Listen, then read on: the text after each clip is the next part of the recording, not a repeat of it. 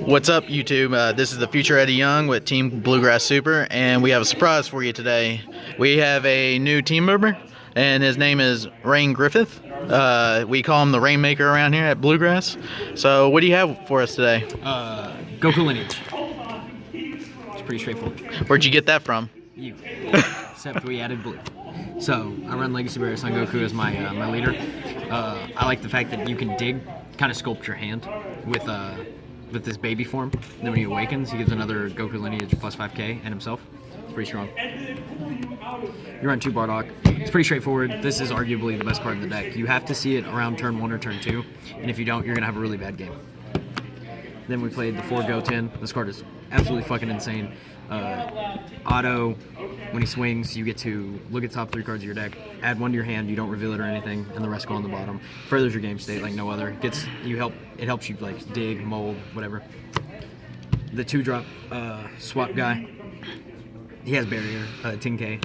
There's not really much to explain except you free swap with Bardock into this guy. So for 3 drops, we ran 4 of this dude and 2 of this dude. I think that he's better. Eddie and I decided on a 3-3 ratio, but I forgot before doing this. So now it's 4-2, but I'm telling you, 3-3. They have separate scenarios where it's good. Like this card can be an interrupt if you Shugash on their turn, summon this dude and KO a rest battle card. The other one just kind of keeps your chain alive. Pretty much with the barrier. With the barrier, the other dude is like safer. This card's so much safer than this card. When this card's on field and I have a 4 in my hand, like the Gohan, I'm like, all right, cool, next turn I'm dropping Gohan. There's very few things that can happen to this guy where I'm like, there are very few scenarios, where I'm like super nervous about having this on field, whereas like when this guy's on field, you're like, don't attack with it. Unless you swap that turn. Then, fuck it. For Gohan, this card says draw 2 cards.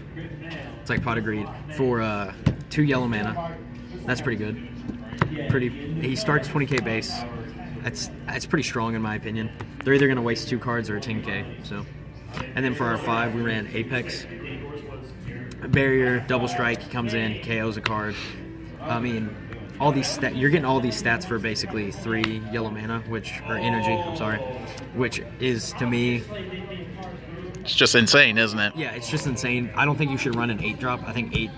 There are very few scenarios where I'm like, man, I wish I ran the 8-drop lineage guy, or not lineage, but the Haida Mastery guy. Well, the meta is just so much faster. Yeah, Harudengard, fuck that deck. 2 Trunks. This card's awesome. So you overwhelm with him, and then you get to add a battle card back to your hand. So I like to add Shugash. Shugash or like a Gohan or like one of your swap pieces because it can really help you get back into the game. And it's 20k double strike. I ran 2 Preface. This card is completely irrelevant without this card. So you just combo with this guy. He says you summon a 3-drop. You play this from your hand, and then you stand 2 energy. So that is so insane for creating the combos that you can pop off on 1 turn. You can get like 7 attacks if you play it correctly. For Successor of Hope, this says search any card in your deck. Basically, any lineage card. So this is where it gets weird. So we ran 4 Nimbus, and then we ran 3 Whis' Coercion.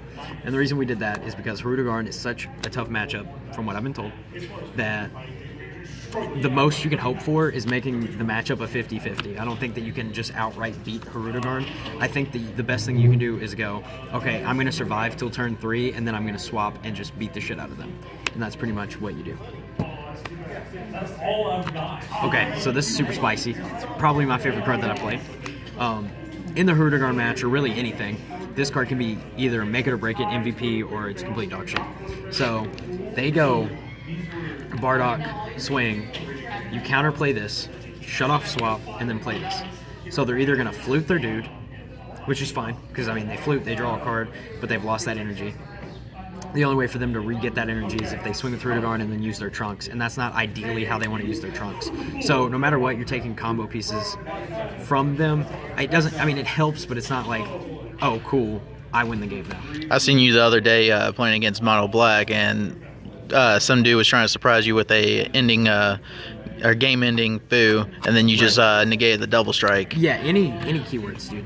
Anything. So double strike, triple strike, that Khalifa card, dual attack. Oh yeah. Yeah, I just think this card is phenomenal because and it summons itself, so you can combo with it. So you say everybody should pick up their peel-offs right now?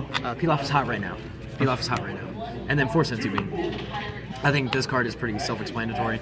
The best plays you can make with this come from like, getting your energy back. It really allows you to further your game state even like more because you can stand any colored energy with this. Yes. So I wasn't asking. I know what the deck does. So you get to basically combo extend further for 1 mana. It gets you another mana back, and swapping is so cheap that the 1 extra mana will really take you further in the game. The ratios with the deck, I think, are the blue ratios. I think are perfect because you don't even really consider this a blue card because you're going to summon it off Shugesh. You can make it energy if you want to or anything like that. The way you play the deck, though, from the mono yellow version to this is completely different. You're a lot more conservative, and you're not going to be nearly as explosive. You can if you draw the right cards, but I feel like that's most decks.